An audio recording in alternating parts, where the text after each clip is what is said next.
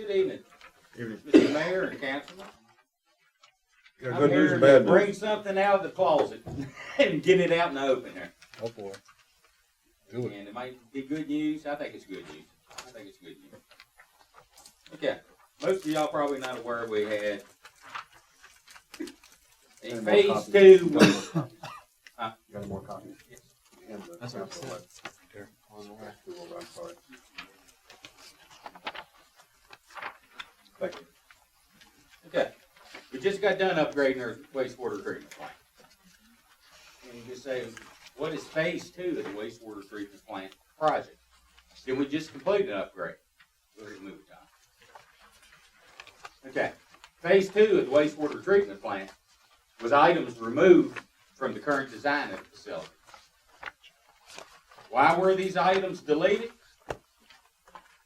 GHD are design engineers. In the upgrade, which began in 2012, a lot of costly processes the town could not afford and didn't need.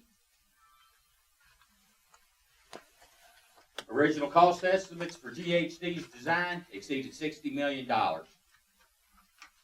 Guidance from the town manager and the director of environmental services requested that the cost of the project be reduced to $40 million, or the upgrade project will be postponed.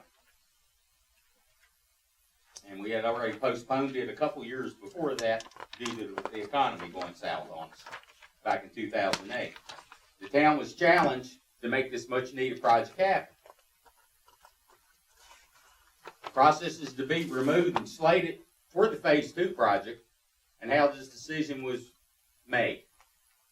Number 1, we wanted to eliminate any unnecessary items from the project at the facility, so the facility would still meet the future needs of the DEQ's regulations. What other factors were taken in consideration on how to reduce the cost of the upgrade project? Previously in the past, we went through an upgrade in 1992 to increase the plant's pumping capacity and treatment process from 8 million to 12 million gallons. The extra pumping capacity met the DEQ's requirements and kept the town in compliance for a short while. But guess what? But as time went on, the sanitary sewer system continued to grow and age and also deteriorate. If the town, was we going to incorporate this in there? If the town could significantly reduce the I&I coming in the wastewater plant, some of the costly processes originally proposed could be postponed or eliminated for the town to finally address the cloud hanging over them associated with I&I. Reducing this flow not only cuts down on operational costs, such as chemical and electrical usage, but keeps the town in compliance with its discharge permit with the DEQ. Money spent on I&I rehabilitation on the sanitary collection system would reduce the compliance and treatment problems rather than spending an additional $18 million just to treat groundwater and surface water that's plagued the town for years. Factor to determine what processes to eliminate. Prior and during the design of the project, the town had already been placed in consent order, and we're still in consent order with the DEQ over I&I issues. Okay.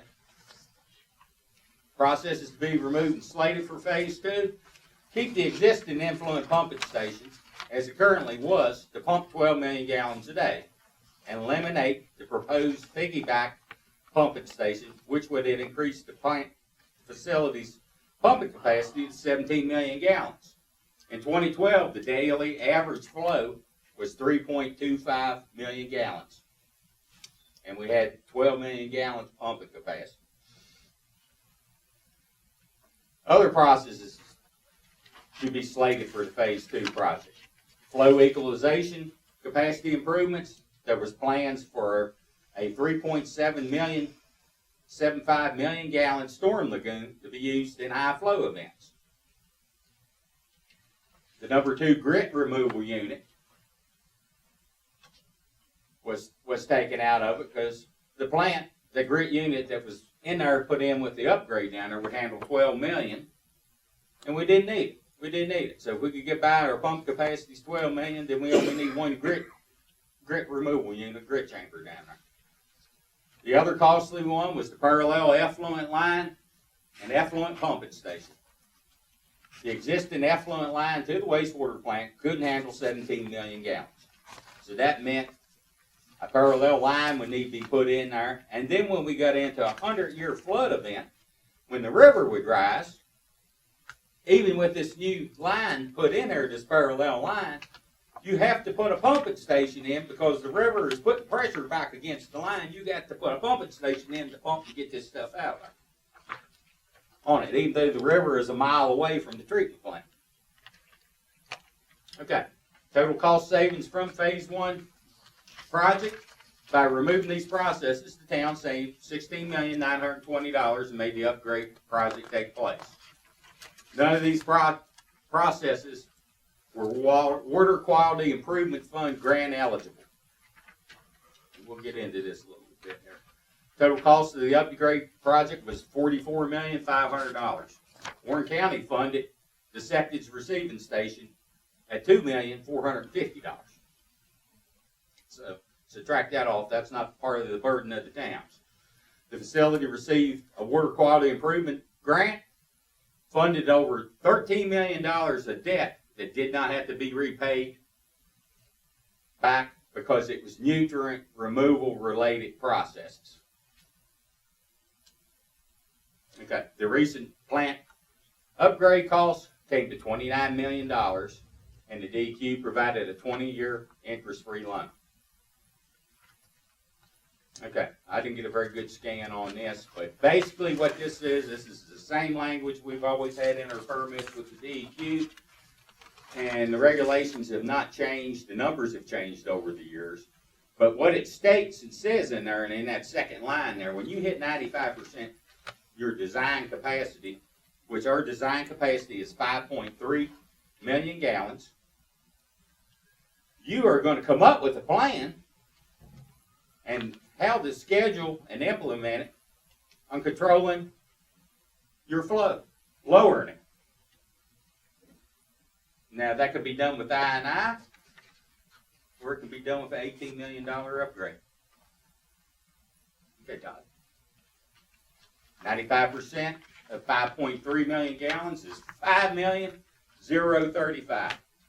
Sad news I got to tell you that with these wet months that's been going on here, our flow for November, our average daily flow was 8 million gallons. That's how bad we got I&I problems here. And like you said, you got to have a plan where you're already in consent order, and we're probably already under the watchful eye of the DQ right now. We're already under the eye of that. They said, well, we funded this project for you, and we've had some meetings with them, and hopefully our I&I program is going to start moving forward. In the year 2019-20, capital improvements plan, and I didn't hide this. This is all stuff that got shoved back when we done this design and stuff down in there. $3 million to do the design work for this phase 2 if we have to do it. And then in 2021, capital improvements budget, $18 million to implement. And that was the processes up there that we mentioned in there on. Go ahead, Tom. How to avoid phase 2. Continue to seek out and eliminate sources of I&I of the sanitary sewer collection. Repairing and maintaining this infrastructure will save the town money in costly plant upgrades and keep the wastewater treatment plant operating effectively in a cost-effective manner. Okay, gentlemen, what's your question? Well, Timmy, you know, we worked together for a long time. Yes, sir. And we spent a lot of money on I&I. And we still need to spend it, whether we build this thing to the phase 2 forever, we're still going to be mandated to do the I&I. So that's a DBQ, reg, given, whatever. The biggest problem that we had even when I was in charge of the I&I was house laterals. We're getting more out of house laterals than we are in our main trunk feed. Because during the forties and fifties, they laid French drains as sewer lines, and you know what I'm talking about. Yes, sir. And so in order to stop I&I, it's gotta be a major undertaking, not only with us, but the property owners, because there's houses, I know up in, I won't mention the areas, but I know where most of them are at, are 2 foot clay pipe laying abutted together. Mhm. Every time it rains, it just sucks in all the moisture, Filters goes into right our on in system. You know, I know when we did the first, Insituform, which is a slip, not a slip liner, but it's a liner, a bladder liner. We abated 2,100 gallons out of the system. Within 3 days, it was back came into another area. So I&I is something we have to address. And I think the I&I is the only way to go than to worry about phase 2 at this point. We need to fund more money into our I&I program. I was just talking to a lady that works for the Frederick County Sanitation, a good friend of mine, and the DEQ's got them on the same problem we got as far as manhole rehab and this. So, and they're going to begin a new, larger scale of I&I. And I think that's what we need to really base what we're doing, is put more money into an I&I in order to not only repair the lines that are old and collapsible and whatever, because most of our system in the old time are nothing but petrified clay. And everybody knows what they do. They crack and they leak because probably don't even have the O-ring gases anymore, because they've been eat up with the methane gas. So I think if we're gonna do anything, we need to really get into the I&I program and manhole rehab. I agree with you. And, I don't know how the rest of the council, because this has been an issue since, I was here 25 years, and we had the same problem then when I started as we got right now. Probably worse, but we did spend a lot of money on Insituform, which is a bladder liner that you put in that does seal the cracks. And that's really the only way it does. A slip liner is just a waste of money. But if you do the bladder, it cuts out that. But we need to address something on houses that are in the sections that's got the 2 foot clay pipes as their sewer laterals. And that's where one of our major issues are. It's on the privates, that sector. Yeah, that's on the, and that's our problem. We did our study years ago, and we hired a person to take care of getting the drains taken out of the sewer system, your suck pumps, whatever. And it abated quite a bit. But until we get a project that we're going to replace or help replace or force them to be replaced, we're gonna continue to have an I&I problem all over town. And with the exception of the newer sections that has the plastic or ductile or cast iron piping. And so it's something I think we really need to really look at and address very aggressively. Because I'd rather see us spend 10 million on I&I than 21 million on the expansion of a plant that we're gonna have to Bigger do. and bigger. We're gonna have to do the I&I anyway, period. Because it doesn't matter how big that plant gets, you're gonna have I&I. But the I&I, the thing is, if we can reduce the I&I, Yeah. you're not that gonna cuts us- weed the amount of chemicals we're dumping in this Well, place. down again, there that now. cuts out phase 2. Yeah. So if we're gonna do anything, my philosophy would be to spend money on our I&I and trying to get that corrected better than we have in the past. Instead Than of to put trying to this even money into this. consider putting a phase 2 in. Yes.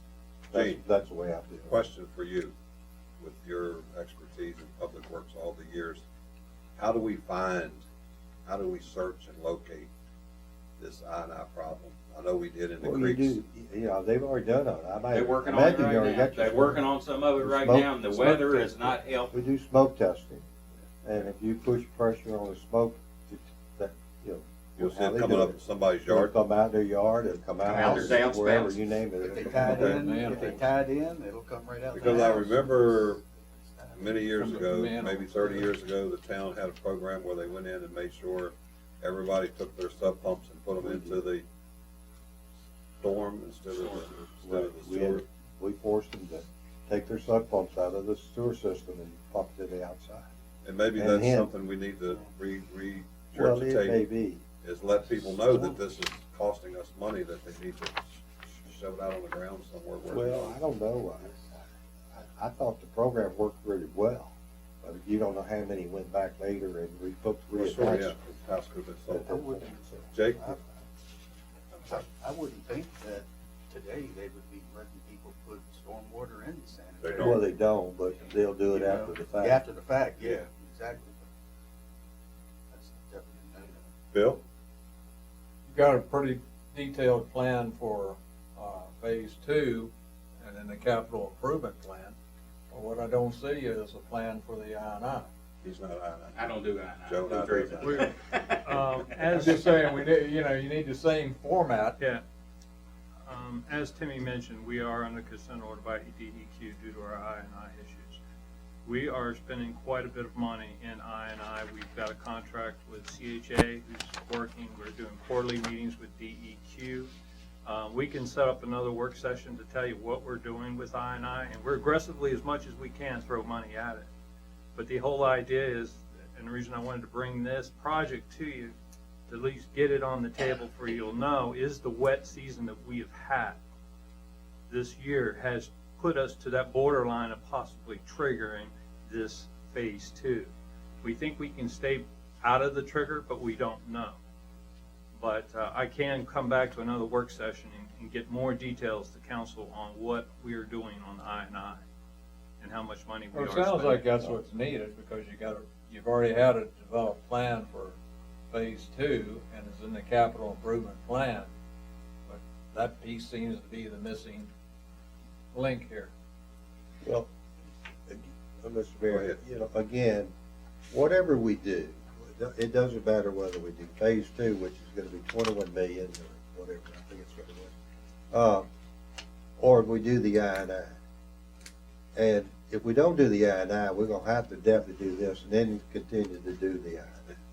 So I think, to me, it makes more sense to be more aggressive in the I&I. Even if we do have to, if we had to do phase two, we would have to borrow money, right? And raise rates. If we're gonna raise rates, let's make it to the point where we're getting something accomplished. And to me, you gotta raise your rates to do I&I, then that's where I think we need to address, if we have to do that, if it comes to that situation. Like I say, I'll schedule another work session Okay. and you'll get all the details on I&I. I think you'll be pleased at what we're doing. But, we haven't found any big smoking guns out there. It's just a little problem after a little problem. Little problem, they add up to Right, big and gallons. it's yeah. an aggressive thing. It's like but the drip coming out of the faucet. Fills The up to 5 the gallons. I&I is consent ordered by DEQ, so at the end of the day, we have to go down that We road. have to do that. So that is what we're doing aggressively to keep them off our backs where they do not force this phase two. Jake? Anything? Chris? I don't have any questions. Okay, Joe, we'll bring it back just, I'll bring, Air conditioning kind of say, that adds to it. oh yeah, absolutely sure does. My sub pump goes off all the time. That throws it down on the street. You get Thank you, gentlemen. Thank you, Timmy. Tim.